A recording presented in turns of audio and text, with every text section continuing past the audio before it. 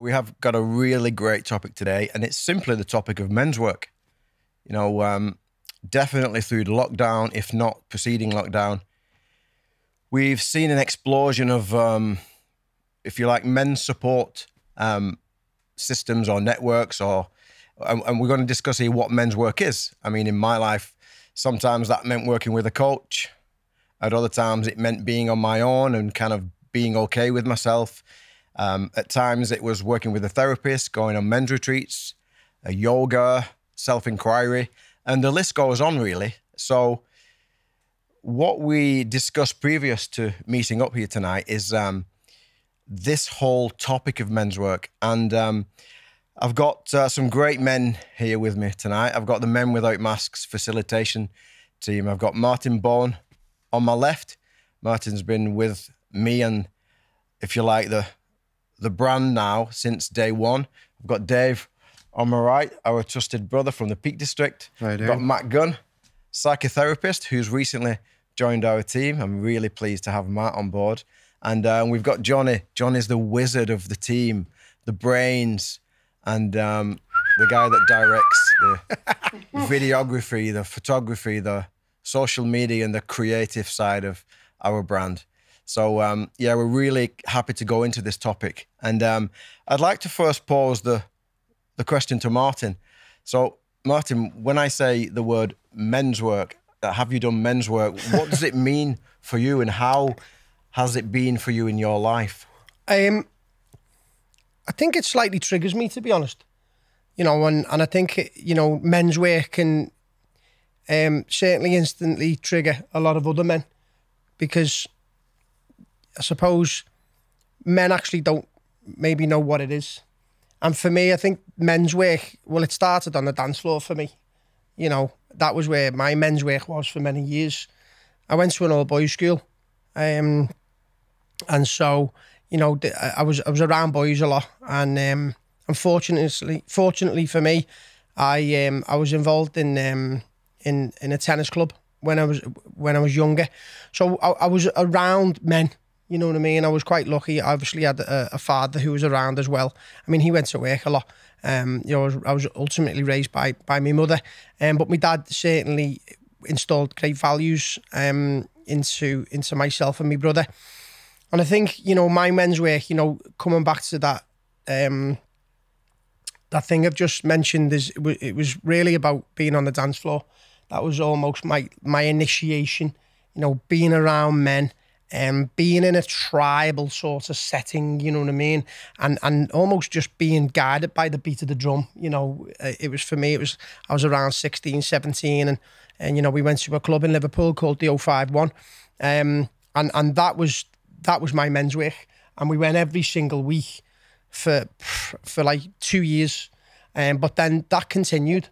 You know, and we started to branch out, and we maybe went to a different club, and we started to go on holiday. You know, we started to go into, you know, lads' holidays as such. Do you know what I mean? You know, that was Ibiza, you know, or Glastonbury, or, you know, Vegas, or we just go in and around, you know, the UK, and we go clubbing. So for me, that was very much my men's work for a very long time. And it was an incredible container for me, really, because it allowed me to be myself. It allowed me to be held by other men. It allowed me to feel and express myself. So psychologically, I felt very safe. But that had a sell-by date, Craig. You know, I reached about 26, 27. I'd been partying for 10 years, solid. I was fortunate enough because I went to Texas. I lived in Texas when I was 18 for a number of months, and I was around a lot of like really highly functioning tennis coaches, and so that was a big initiation for me. And then when I came back, I worked in a David Lloyd Centre, so I was a professional tennis coach, and again I was around, you know, there was a lot of male tennis coaches, so I've had, you know, small, almost mini cultures over a period of time where I've been able to be in and around men. I think the real men's work for me, or what I perceive to be of a nature of good solid men's work was actually when you walked into Planet Yoga, you know, in the March of 2016. I remember it very well. You walked into the studio and we hit it off straight away. It was almost like we knew we were going to go on a journey together. And that was where, you know, I know it was alive for you at the time, men's work, you know, sitting in circles, sharing, expressing ourselves in a safe way. And so we actually started to hold a few circles and workshops in Planet Yoga and a few small circles in Liverpool. We were just gathering some men who were of a similar mindset, who were definitely wanting to feel into some sort of growth and transformation. And so, yeah, that was the first time I remember sitting in a circle with yourself and with a few other close friends and really feeling like, wow, this is powerful, this. You know what I mean? I'd never really sat in a circle of men and never really sat on the floor, you know, so there was a symbology to it. But there was a naturalness to it. There was something primal to it as well, which I really enjoyed. And that was then my, I suppose, initiation into doing some sort of men's work. You know, how you hold the space. Obviously, there's some formalities that we run through. And so running through them formalities and going on that journey. And then, you know, fast forward, you know, 5-6 years, you know, being in Mexico, and we had a circle of men each week. That was that first time where I started to get a consistent, sacred, safe container. And then coming back and then, you know, really starting to hold space for retreat. So within that space, obviously getting to still feel into my own growth whilst holding space for other men. And, you know, since then we've held, you know, wow, we must be up at maybe 20 retreats now. And each and every retreat, obviously I'm bringing my own unique gifts and talents into retreats, you know, with the meditation and the yoga. But having done the work and having sat in these circles over many years and having been in and around men like yourself and men in this room, it's really allowed me to step up into my own manhood, really. And so men's work for me is, you know, I suppose being in and around men that are of an authentic influence, but having a container and some solid formalities to share and express myself in a very trust and safe container, it's been a game changer for me. Thanks, mate. Appreciate that. So it sounds like a lot of your growth within this kind of realm of men's work has been actually sitting with groups of men in circle, sharing. Any other practices that have been particularly useful for you, Martin? Well, I think, you know, I've obviously done a lot of yoga and embodiment, you know what I mean, and a lot of meditation. You know, I think with certainly what we do in retreat, Men Without Masks, you know, we do a lot of embodiment type work, don't we? You know, we do a lot of yoga, we do a lot of movement, and dancing as well. You know, I'll come back to the dance floor, but it's certainly been a massive part of my life. And I think of recent, like getting into nature, you know, getting into nature with other men, feeling into that sort of, you know, that naturalness, that natural teacher. And suppose, you know, just looking at my own intimate dynamic with my own father and my brother, really. There was times in the past, you know, thinking about it now, we used to have a card school, a poker school for many years, every Monday night, and that was men's work, you know what I mean? So there's just been loads of different pockets over a period of time, but I think certainly when I look at it now, it's been a dance floor, recently nature, and then certainly over the last 5 or 6 years, a lot more embodiments, yoga, meditation type stuff, you know. Thanks, mate. We'll come back to some of those topics in a moment. Thanks. I mean, what's coming to me right now, and we haven't staged this, by the way, we're going with the flow, and it's coming to me now that the way I would define men's work for me is the processes that I've actually gone through over the years, especially over the last 12 years, since I had what I thought was a midlife crisis, but it wasn't. It was the best thing that ever happened to me. But over the last 12 years, it's everything I've done that's kind of took me to my edge and enabled more clarity to appear in my life. It really is. And if I rewind to 12 years ago, and then I rewind before that, it was almost as if my life was programmed for me. You know, I was still doing what mom, dad, and friends and the town I grew up in expected me to do.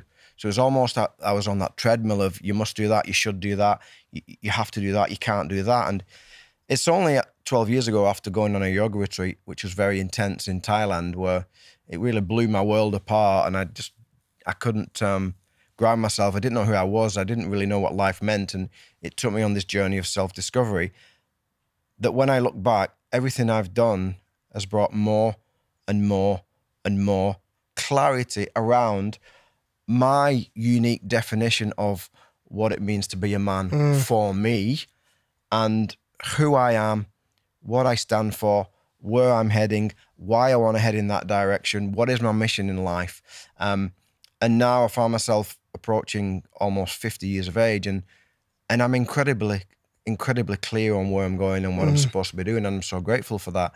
And there's a sense of sacredness now in my life that's intensified over the last 12 years, and now is at its peak. It's like an immense gratitude. And going back over everything I've done,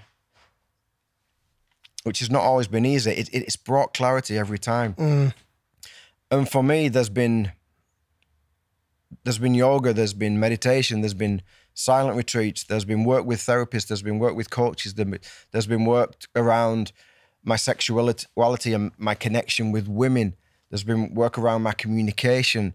There's been deep work around my self-awareness of who I am and defining who I am and writing my own biography. And there's been time alone in darkness. There's been time alone not eating. There's been time with groups, connecting with personality types that I don't normally connect with. There's been so many different processes, but ultimately each process has took me to an edge. And every time I've moved through that edge, I've come out the other side with more clarity. And I'll touch a little bit more as I go forward on that. But my definition of men's work is this, and it's only coming to me now. It's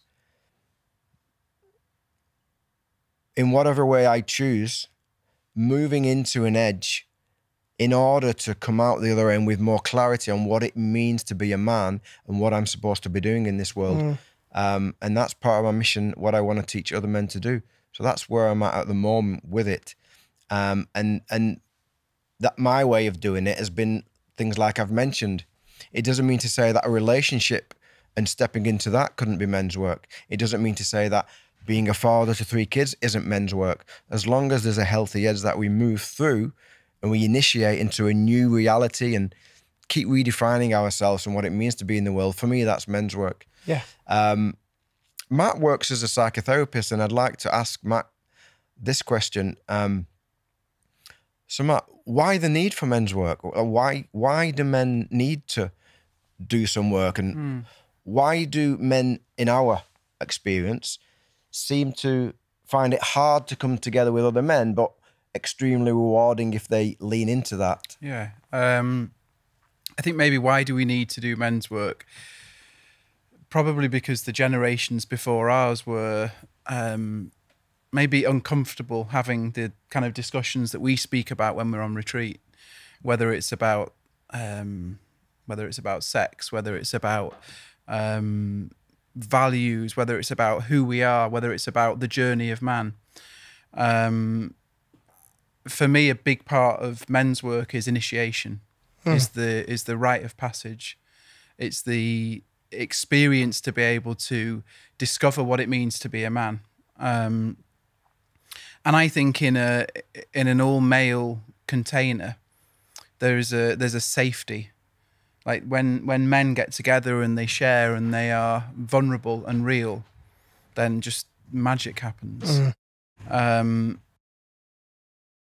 think that we're so used to, when we get together with other men, it becomes competitive. Like we absolutely learn to wear a mask, whether it's talking about how much money we're making, like who we've slept with, what football team we support, but we're so uncomfortable talking about the big things in life. And for me, real men's work is a space where men can speak from their heart. They can speak their truth. And I think some immense healing can take place when men have permission to be vulnerable.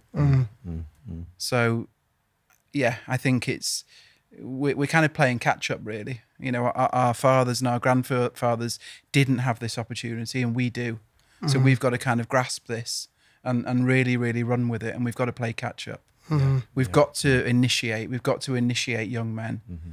We've got to learn the importance of being vulnerable and being real, and actually learning how courageous that is. Actually, how manly or masculine it is to be vulnerable. Yeah. Beautiful share that. Yeah. Just like to jump in 1 second. I think as we all sit here and starting to lean into this conversation, I think the one thing that we all have a commonality about is how we actually witness that process in other men, especially when they come to retreat. You know, they come to retreat, they come already with a willingness and wanting to initiate into something, and every man comes for the different reasons, obviously. But how we hold space is and how these men are almost given this permission, this invitation to just release, to let go. And it's probably, for me anyway, I know it's one of the most beautiful things, if not the most beautiful thing, apart from my daughter being born, that I've ever seen, is a man cry. Is a man like actually once and for all let go.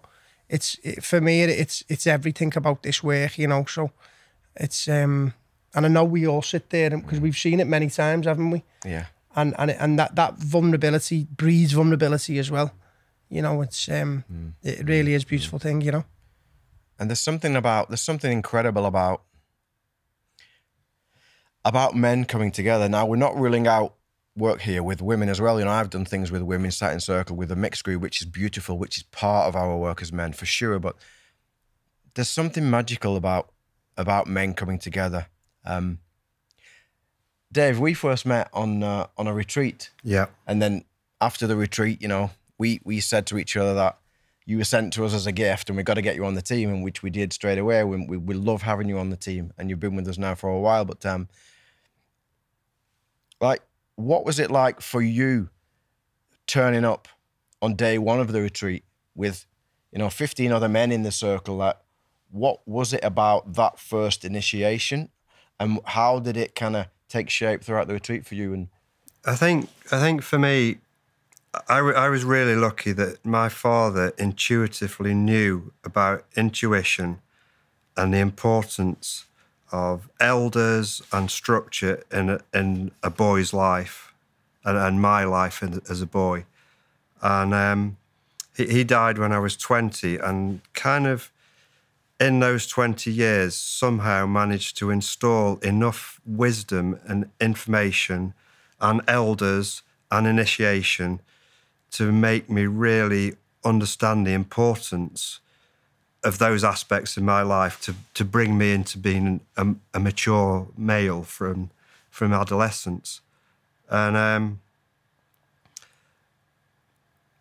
I think in my own journey through my 20s and early 30s, I lost that little bit. I lost the elders. I found my own path in a different way, not necessarily a healthy way.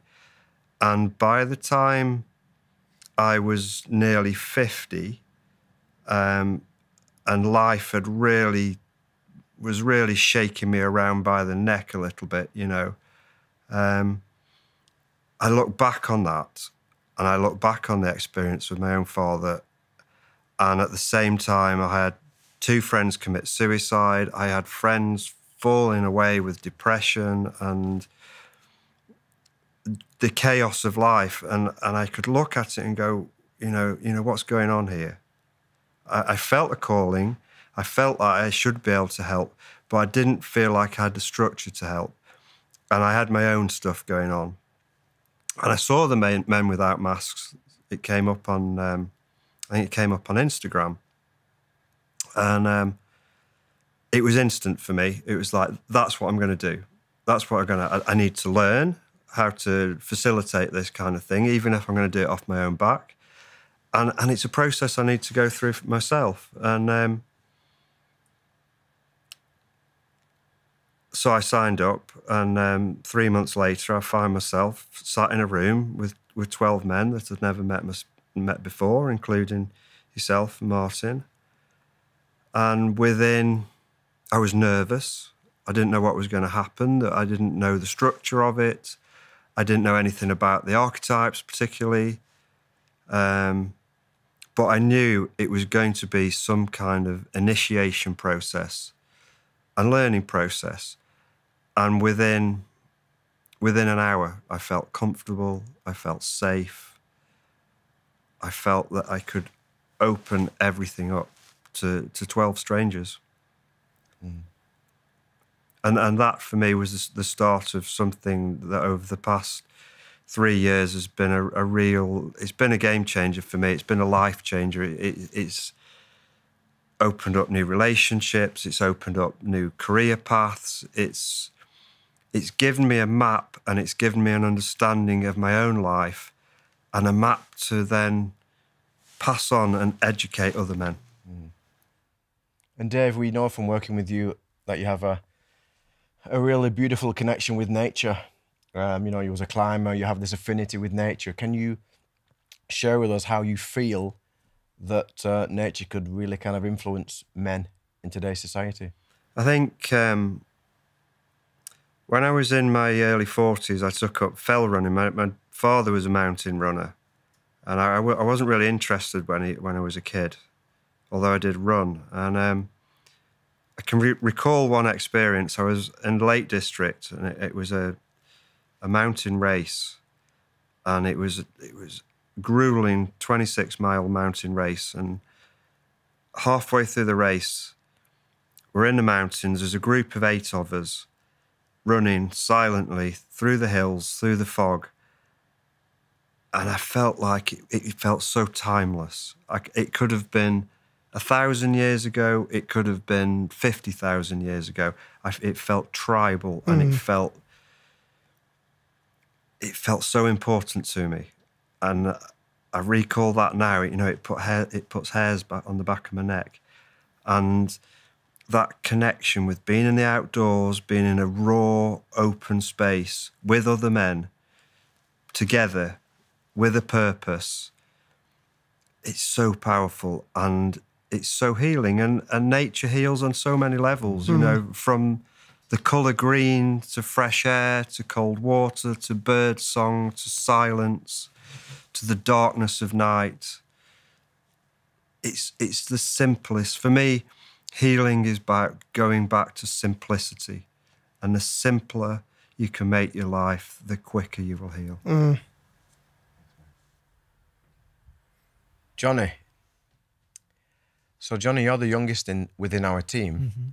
You were introduced to Martin, who's been a great mentor to you. You've kind of come in, to this work from a meditative, contemplative perspective initially, and Martin would introduce you to me. And you've been on a retreat. You've just been involved in your second retreat. I mean, as a young man growing up today, how has this experience and this kind of journey within, men's work been for you, and how is it helping you to redefine what it means to be a man?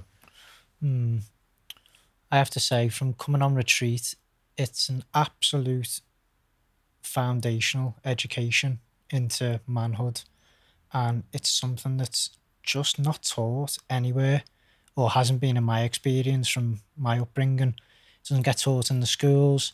If you don't have a real good group of elders around you, that knowledge doesn't get passed down. And for me, coming on that retreat and actually being in the presence of such wise men, learned men who've lived lives, and their gifts in the world to bring this education to people, it was an absolute game changer for me. The stuff I learned each day was just blowing my mind, really. And for a young man, it gives me such hope to take what I've learned, incorporate it into my life, and come back to my normal day to day and think, wow, look at all that I've learned here. I'm going to be such a better version of myself for me, for my friends, for my family. And I'm going to now go out into the world and just be a small pebble, creating a ripple effect to others, whether it's advice I impart to them, whether it's just how I show up for other people and listen to them and interact with them. I just think it's an absolute foundational education for me, and actually embodying the work. There's the educational side of it where you're teaching us, but actually practicing and doing embodiment and taking what you've learned on the whiteboard into your body. There's something really magical happens when you do that, especially for a young man when you've never done anything like it before. Yeah, so you mentioned the word embodiment, and Martin's mentioned it as well. We'll come back to that because it's so important. We all often hear the word, you've got to get out your head, but what does that mean? We'll come back to that. What I'd like to ask you, Jonny, now is, like, I don't consider myself a wise elder yet. I'm not even 50 yet. I know Dave doesn't, and Martin, but you do. I do. Hold on a minute. I want to joke. But you do consider us elders, and you've often said that to me.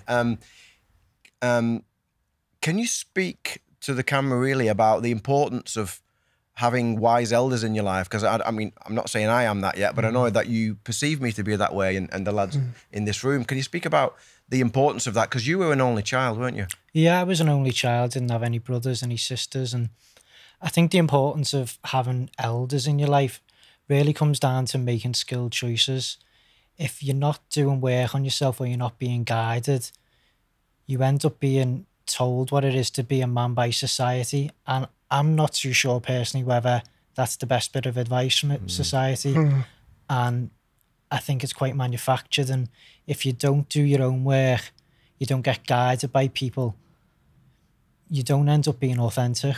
And I really see having strong elders in my life as a pathway to authenticity, to you giving me the guidance, the self-inquiry, the questions for me to look inwards and discover what it means to be a man for myself, and not necessarily an image or a label. This is what a man should be. This is what you should go towards. It's more you guys are there creating these goalposts and these guidelines and saying, right, go and investigate yourself a little bit deeper in this area and that area and come to your own conclusion about what it means to be a man in this world, rather than society dictating that back to me. And I think that's where a lot of young men get lost, when they don't have elders and they're not doing work on themselves.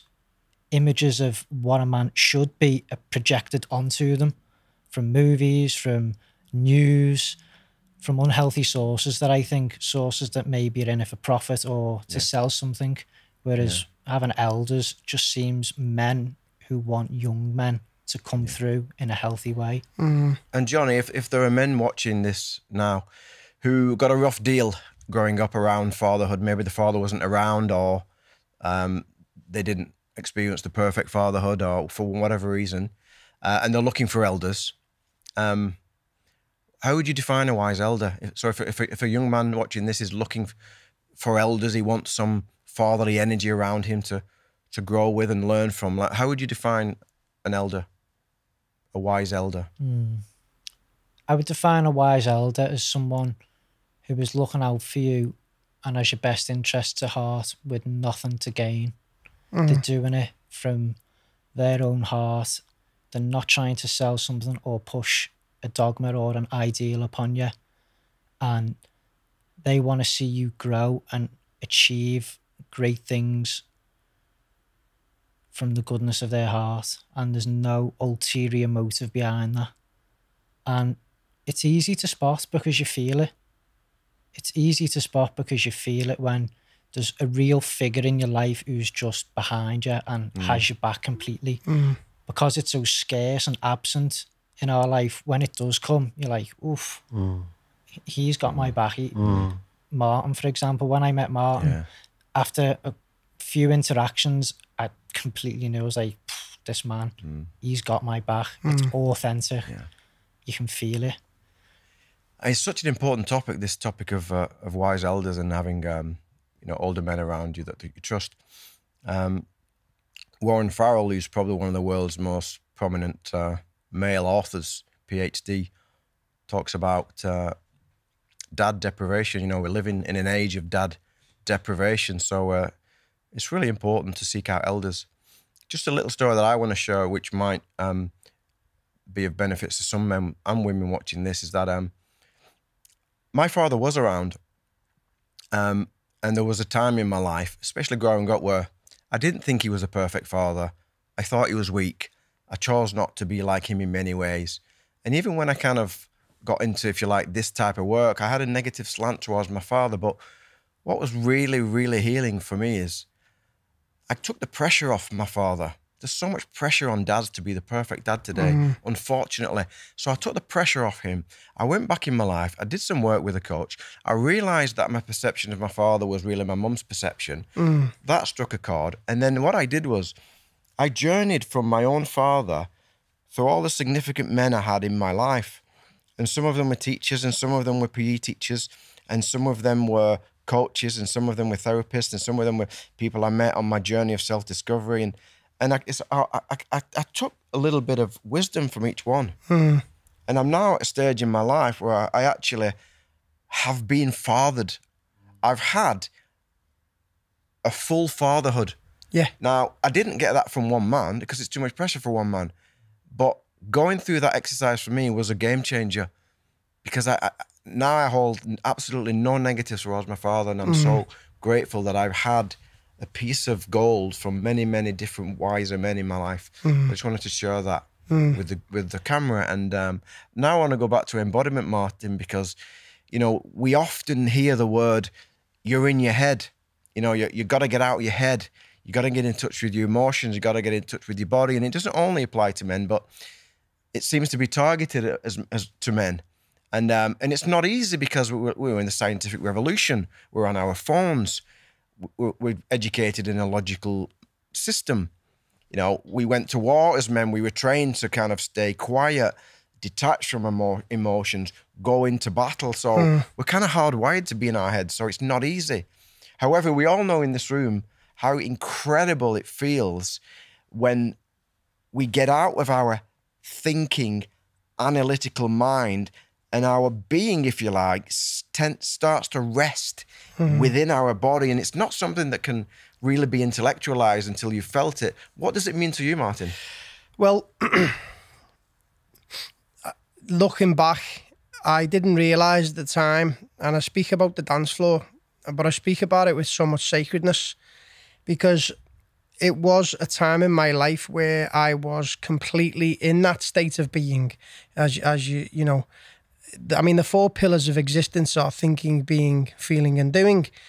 And on the dance floor, many, many times, I was completely in the present moment, and there wasn't any process of thoughts, any process of thinking. So I actually wasn't in the mind, identifying with some sort of future projection. I was actually in the body. I was actually in my joy.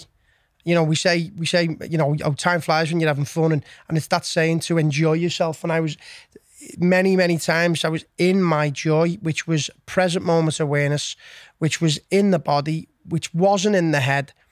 And that is where, for me, you meet your divinity. You meet a space which is godlike, your essence, your naturalness. That's where your wisdom is, your heartfelt wisdom. And then it wasn't until many, many years later, I realised that, going to the gym and having a really good workout took me out my head. And, and I think, what was counterproductive, I played a lot of tennis and I was sort of in the head a lot, you know what I mean? Because you're always trying to work things out. So the tennis court wasn't maybe a great place for me because it was very heady. And I remember a yoga class I went to many years ago, and it was just, I felt this natural high, this natural vitality in a yoga class, and I realised I was just in the body. I was just going through this class, being led by a teacher, being in a room of other people, 20, 30 people, being led by a great, yoga teacher, being led by a great soundtrack. And it was like, wow, this is it. You know what I mean? I didn't have to be taking ecstasy, or I didn't have to feel, rough the day after, or more than one day after, I thought, I've hit something here, and I don't have to be on the dance floor, because that had a sell-by date. And then that was the journey then into yoga, and then and many, many years later, I realized that yoga was just the container for me. And then over time, that sort of changed into a sense of movement, ecstatic dance, shaking, unwinding, and certainly moving in that direction. So, but I still do yoga, but it's, for me, it's not so linear anymore, because we can move in linear ways. We go to the gym and we can move in very linear ways. So I've certainly, over a period of time, because I'm out my own way, and because I'm not really afraid to express myself, I allow myself to move, and I've got a really deeper connection to that sense of beingness, that sense of joy, that sense of present moment awareness, which then, when presented in the world, I feel totally grounded. You know what I mean? I feel grounded in that sense of being, in that sense of naturalness. And then, it gives me, that's my foundation, which is purposeful. It's purposeful for us to actually remember who we are. And then to get into that, to get into life then, and into that space of, okay, I'm being, and I'm rooted in being, and there's a sense of solidarity here, but I'm now, when I'm doing, I'm now understanding what's the motivation behind what I'm doing in the world. And then when I'm lost in thoughts, I capture them much quicker. So I'm really managing my thoughts. There's intentionality around the things that I do in the world. It comes from a sense of being, and then within all that is just that sense of feeling life, allowing myself to feel life. And if we look at, we talk about these 4 pillars of existence. These 4 pillars of existence are the 4 archetypes: king, warrior, magician, lover.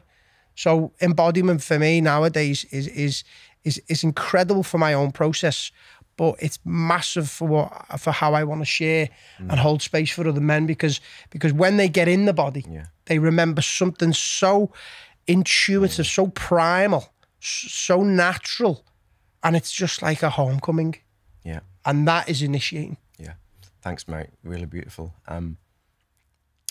For any men watching this right now, you can't conceptualize this, you can't cognitize this, you can't really think about getting into the body. You just got to do it. It's a doing, and then it becomes a feeling, and then it becomes, like Martin said, a beautiful remembrance and a depth, almost a transcendent state, which is beyond thinking, which is beyond analyzing.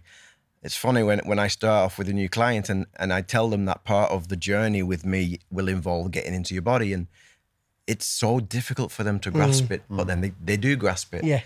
It's the same on the retreat. Often we hear men on the retreat. If you remember Matt Johnson, one of our retreat participants, at the end and the very last day, he said to us, "Can I share something?" He said, "Everything you've introduced, all the concepts you've introduced, I knew it. But until this day in my life, I've never felt it, and now I feel it. Yeah.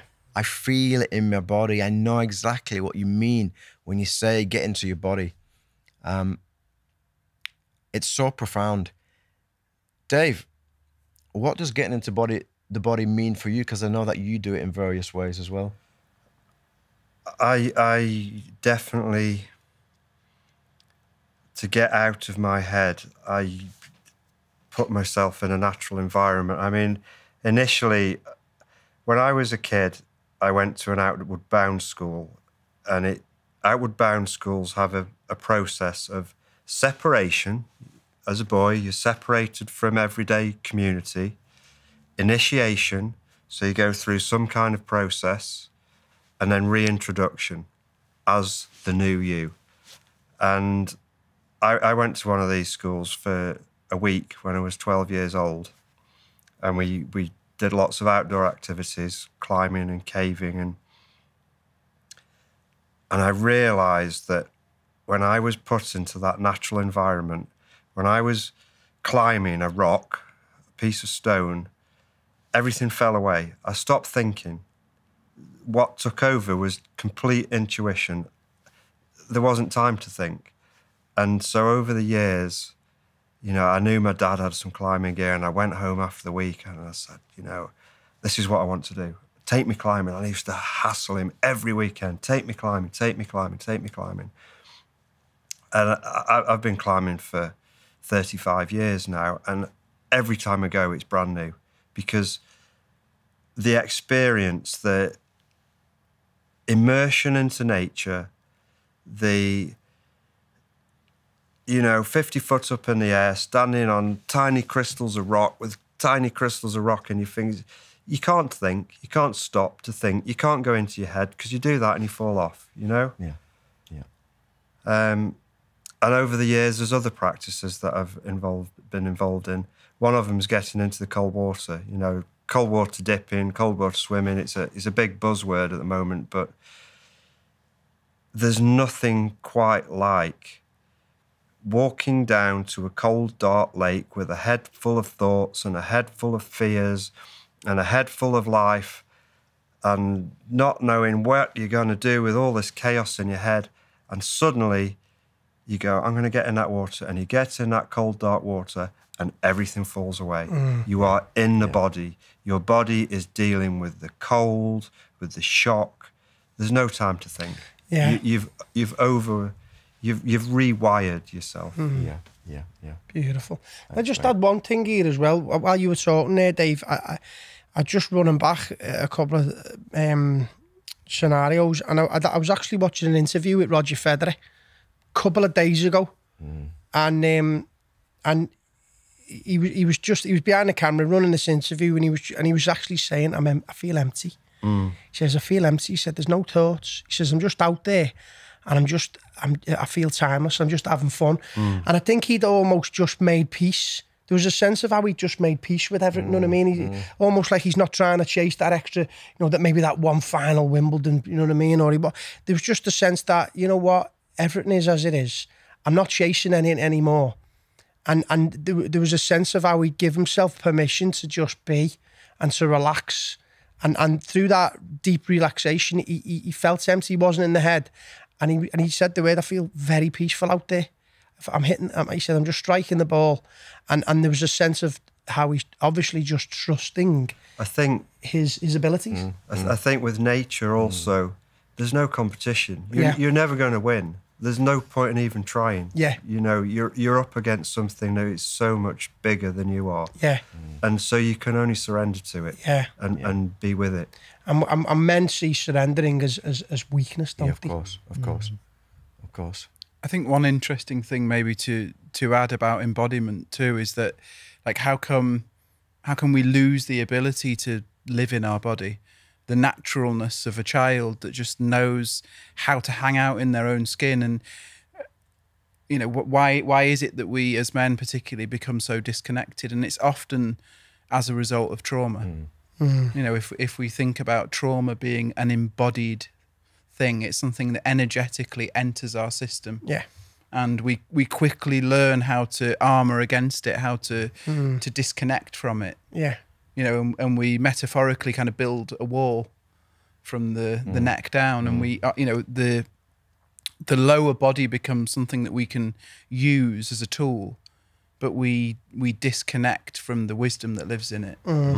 You know, like we disconnect from the peace and the truth that lives in our own body. Yeah, they just become stiff, men, don't they? Completely stiff. Yeah. You know, and then you know, you get men who go, I can't dance, but there's a fear of being judged. Then, so there's a whole, you know, there's this like, I'm now so attached to my image, my self-image of how I think I should be behaving. So what comes with that is like, you know, all the clobber you need to be wearing, and the car you need to be wearing, and the watch you need to be wearing, and you need to be the cool dude at the back of the room, you know, standing, and then there's just this almost stiffness, this deadness to them, isn't it? You know what I mean? Almost like spiritually dead. You know, no connection whatsoever, and hiding behind, you know, a great wall of armour, Yeah. as you've mentioned, and it's not very attractive, is it? No. I think also emotion starts to become a head process rather than a body process. And feeling becomes a head process. And we think feeling is the brain, but feeling isn't the brain. Once the brain's cut off from it all, feeling is in the body, love is in the body, hate is in the body, pain is in the body.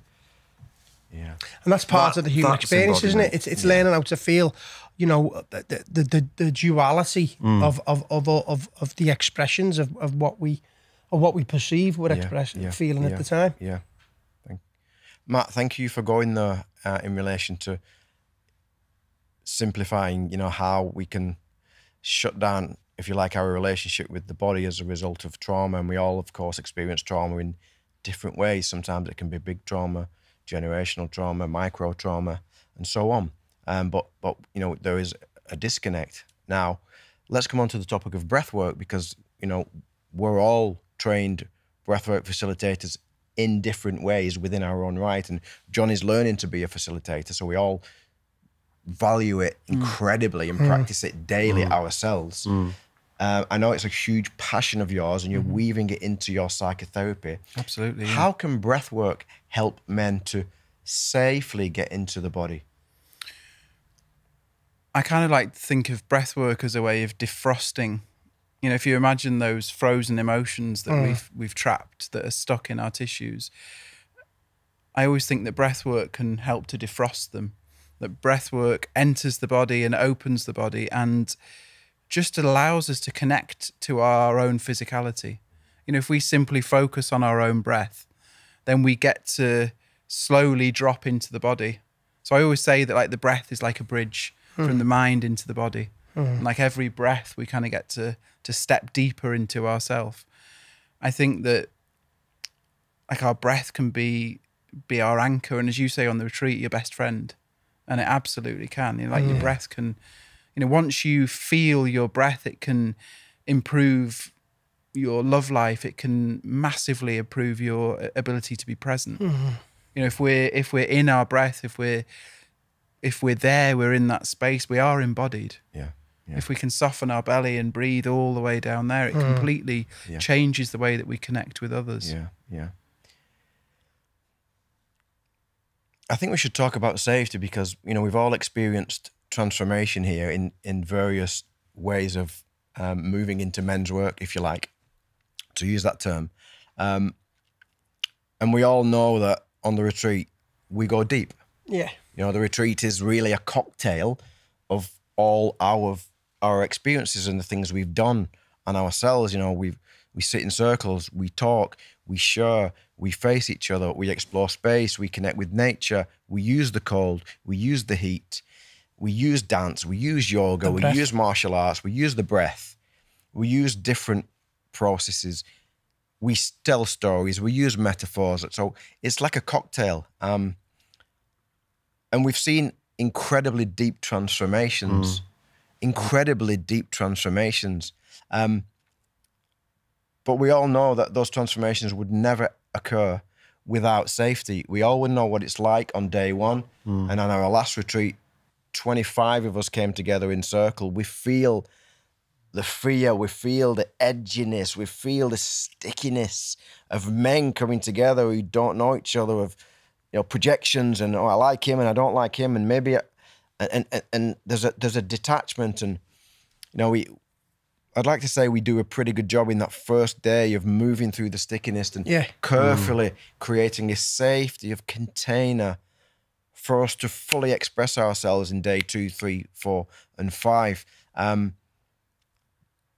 So there's really no growth without safety. Can you talk to that, Martin? Yeah, I mean, there's a few things popping up for me. Is that, firstly, you know, us as facilitators, we've all done our own individual work in our private moments and in group settings, and we continue to do the work. Though, you know, this is a long-term project, and we continue to show up for ourselves, which inevitably allows us to show up as men for the world.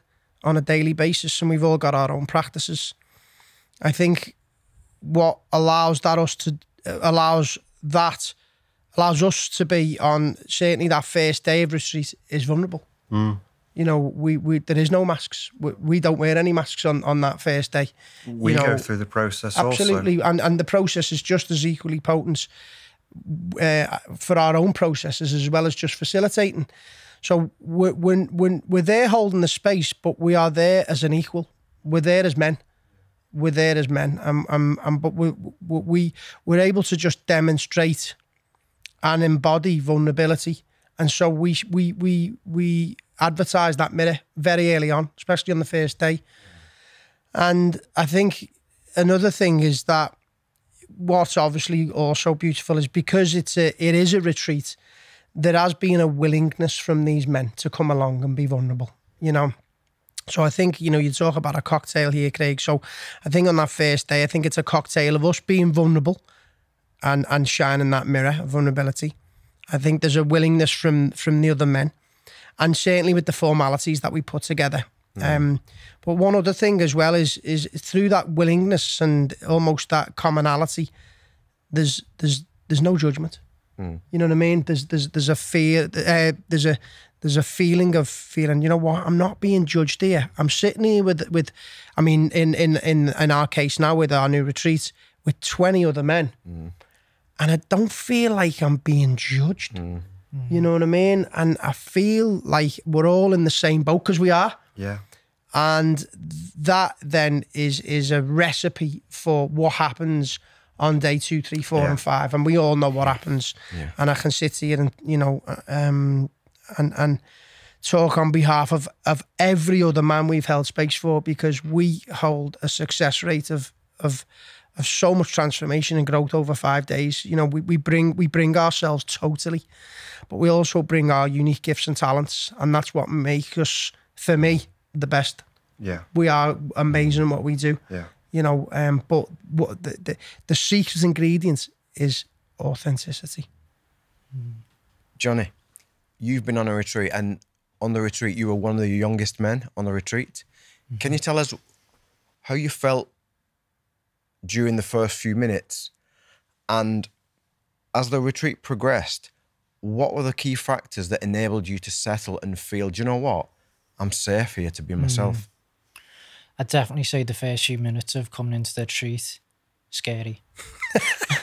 You sat in a room, especially for me, full of older men, bigger men, and you look around and you think, geez, this is really happening here. Why am I here? What am I doing here?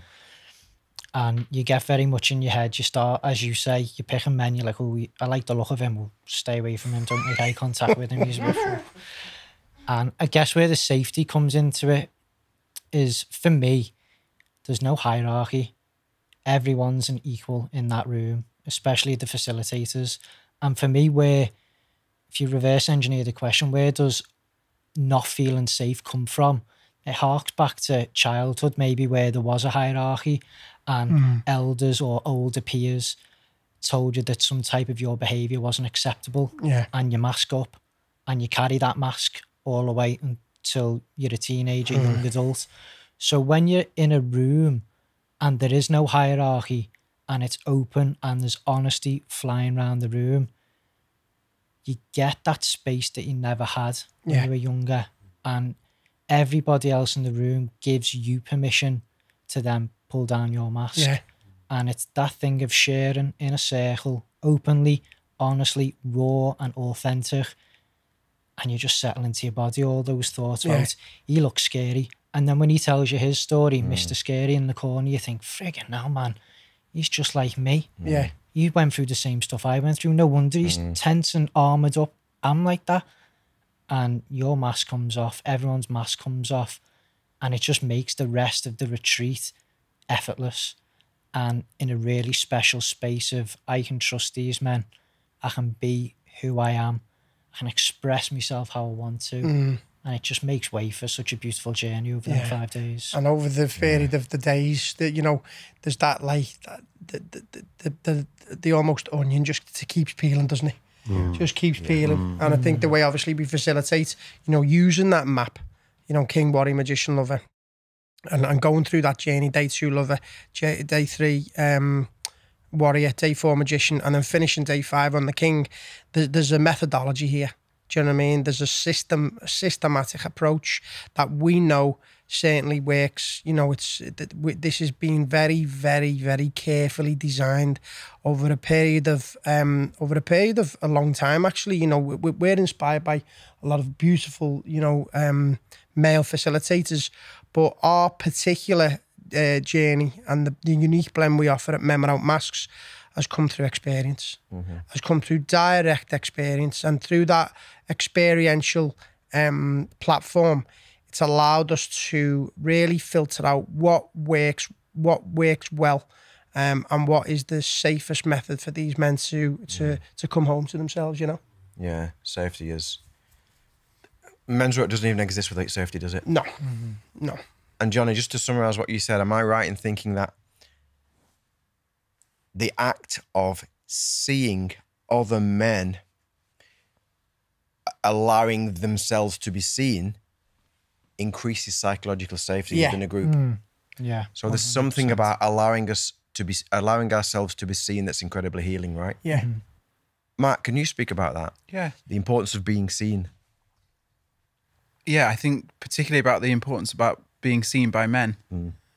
I was just sat there thinking, like, my experience of men growing up wasn't necessarily that they were able to hold space, that they were capable of listening with compassion and with love. And I needed men's work to show me something different, to teach me that actually men can do that.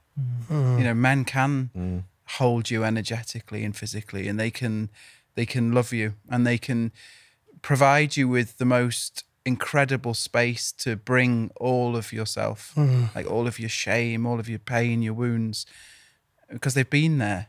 And the good stuff, yeah? And the good, absolutely. Yeah, all the good, gold yeah, as of well. course, yeah. But again, I think for me, I hadn't ever experienced a space where men did that. Yeah. So I didn't think it happened. Yeah. Like I thought I was the only one. And I think so for me, for me being in a circle of men and hearing, like Jonny said, hearing their own experiences, just helped me, gave me permission to heal. And I think being seen by men, being blessed by men, you know, that's an enormous part of our process and our weekend. You know, like to be finally acknowledged, for someone to illuminate our gifts, you know, another man to say, I see this in you. It's just, it's incredible. Yeah, thanks, mate. I'd like us to kind of talk about one more topic before we wrap up the conversation. I know we could talk for hours, but and that's playfulness. You know, we're sat here and, you know, we're quite stoic as we talk, and, you know, we're talking as men, and there's a reason for that, because this is so important to us. It's we care about this work. There's a sacredness to it. At the same time, we have a lot of fun. And playfulness, as we know, generally speaking, is missing. Yeah. It's missing from the modern man. It's missing in our evolution. It's missing from growth.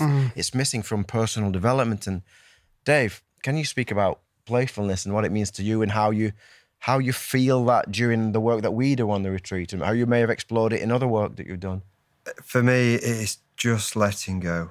It's letting go. And I'm a Martin. It's about dance. It's about dance. You know, we were all teenagers in the 1990s, and through the early 2000s, we all went to clubs, and we all experienced that feeling of just letting go. And for some reason, by 30 years old, it's all finished. Yeah. It's all stopped. We're too serious. We're too grown up. We can't do it anymore. And to see those guys dance, we could do 5 days of dance, and they'd get an equal amount out of it, because just to be given the permission, the non-judgmental room of guys and safety, just to let go and just fucking dance is priceless. And for me, that's where it's at. For is big for you. Yes, What definitely. about you, Martin? What plays out for you in the retreat? Where do you find your playfulness? Because you have a lot of playfulness. in the Yeah, retreat. I mean, I'm a cheeky scouser, do you know what I mean? And I'm lucky enough to have a beautiful daughter at home, so she's a great mirror for me to play. But yeah, I've always wanted to have a laugh, you know what I mean? I always want to be playful. But I'm able to do it in a way where it's not at somebody else's experience. You know what I mean? We naturally, well, I know I have in the past, sort of take the piss out of people and buzz off people. You know what I mean? So it wasn't very nice, and I think over a period of time, I really just started to sit with my own,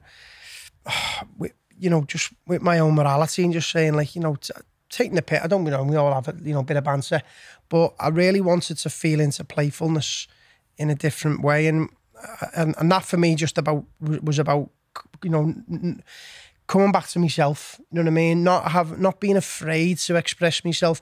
I think where is it in life where like we lose that playfulness, where society says you've got to grow up now. Yeah. You got to get a fucking job. You know what I mean? You've got to do as you're told. You got to stand in line. You got to do this, and that. Wear your mask, this, that, and the other. Wash your hands. Social distance, and then what is at the very core of our being is a sense of innocence, is a sense of deep play. You know what I mean? And then no wonder people go mad on a weekend. You know what I mean? They go absolutely crazy because they're probably in a job they don't like.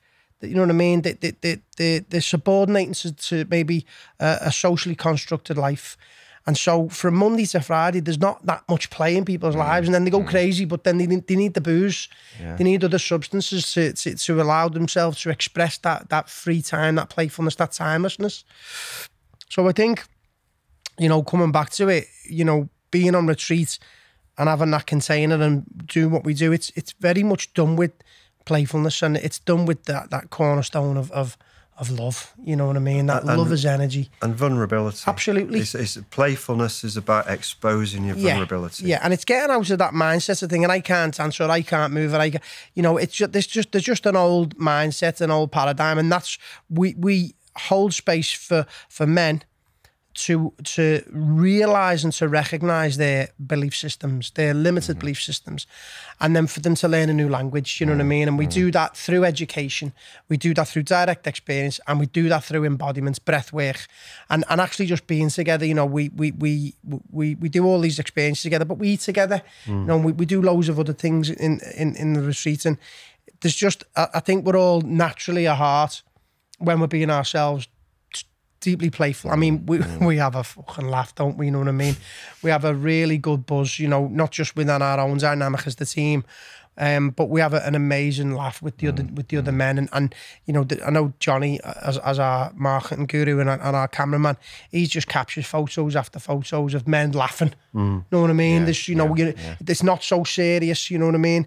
And I think if we can be serious in our life and yet get shit done and disciple something purposeful, but at the same time do it with love, do it with fun. You know what I mean? It's a big part of the work I offer in Liverpool. It's like, if you're not having fun, fucking don't do it. Do you know what I mean? Because so many people become so stoic, so serious, and then as your life passes you by. And then that bitterness comes in, that heaviness and that resentment and the blame and the anger and all that is then just a mixture of stuff which just blows up over a period of time and then comes out as rage or and all that kind of stuff. So it's very important for us as facilitators to bring that real playful elements into the retreat, and we do that very well because we're naturally playful, we're naturally being ourselves, and love the odd bit, little bit of banter lad in it, you know what I mean? For me, there's a really direct, and this is maybe it applies to you guys as well. It definitely applies to me. And Dave mentioned vulnerability when we're talking about playfulness. For me, there's a direct link between safety and playfulness. Yeah. And we see it on the retreat, and I feel it on the retreat. And when I feel safe, what comes out in me is my father. My father taught me playfulness, and I'm so grateful for him doing that. And when I'm silly and I feel like my father, and it's beautiful. Even now, as we sit here, if we continue talking for another hour, 2 hours, I'm just more playful. I'm Yeah. flowing. Yeah. I'm smiling. You're I'm light. not worried about performing. And Yeah. it's just, there's a sense of safety. So pulling playfulness back to safety is important because we still need to keep coming back to that. Men need safe spaces, don't they? Yeah, I think it's all right to be silly, just not too silly. You know what I mean? I think silliness or playfulness can be a mask as well, you know what I mean? You know, Yeah. and that's where, you know, men can hide behind and they don't maybe take responsibility or ownership or there's no accountability. So it's having a really lovely blend of, taking responsibility in your life, but having fun in the process. Yeah. Because we know, like, you know, it's all right to be silly, but being too silly. You know what I mean? It's all right to be playful, but maybe hiding behind a playful mask, making a joke out of everything, maybe not owning stuff. So there's a fine line and there's a nice balance, and I think we certainly hit it well. And it comes back to the things that we teach. You know, this method and the education that we give men, and with these 4 quarters. You know, in these archetypal energies, which are within us all. I mean, there's so many different other archetypes, but within this map that we use, it's pragmatic, isn't it?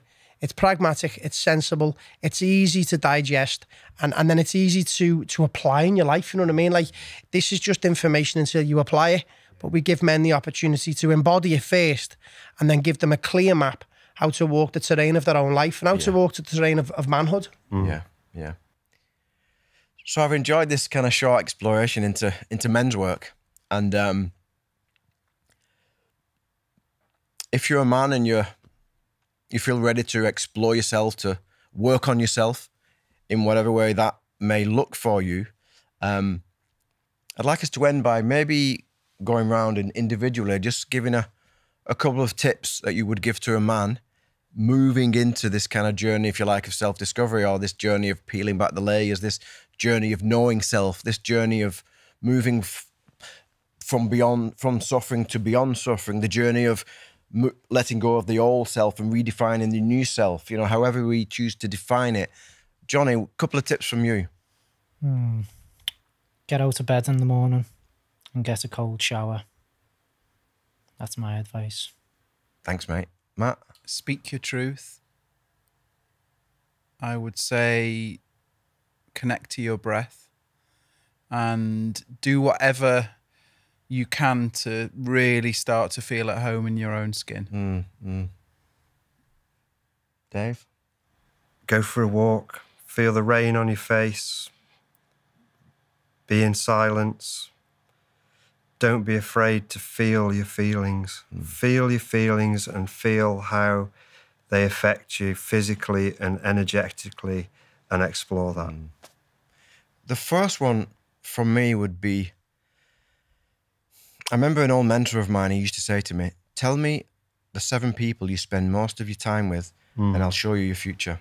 So my first tip is surround yourself with people who you feel safe with, and more importantly, they inspire you to be a better human being. And the second one for me,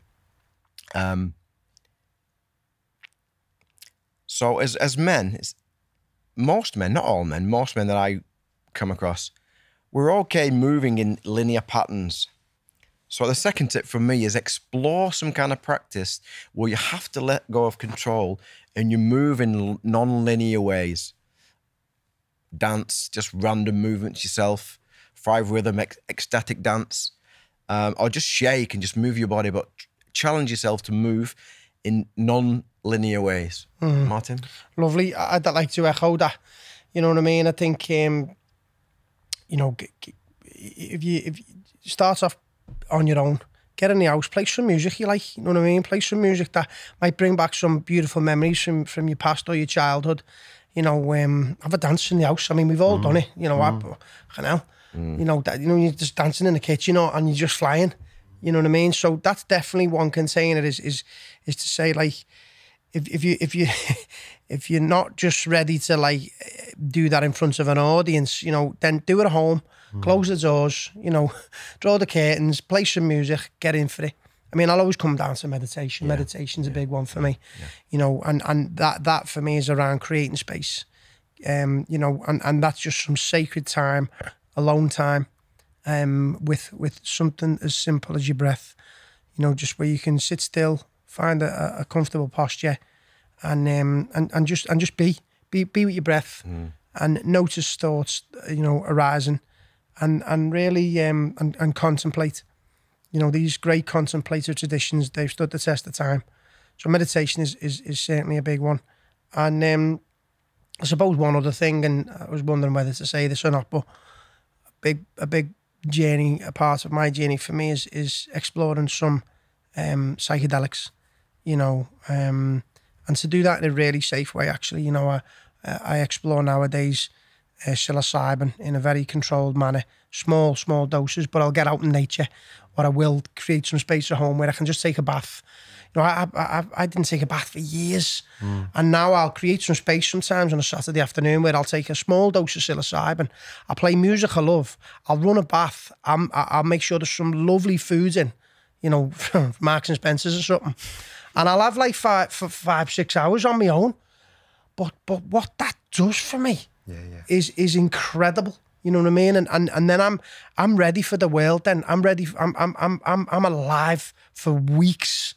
And then I just, I just maintain that by doing a little bit of cold water, as Jonny said, or doing a little bit of yoga and doing a little bit of meditation each day. And then also hanging around with inspirational, influencing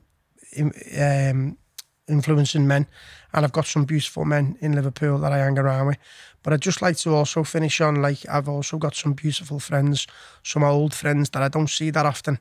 And they've been a massive part of my life, and I just want to say a big shout out to you. You know who you are, you know who you've spent. I've spent many years on the dance floor with you, and I just want to say a big thank you. You played a big part in me, and I hold you dearly into my heart space, and I always wish you well.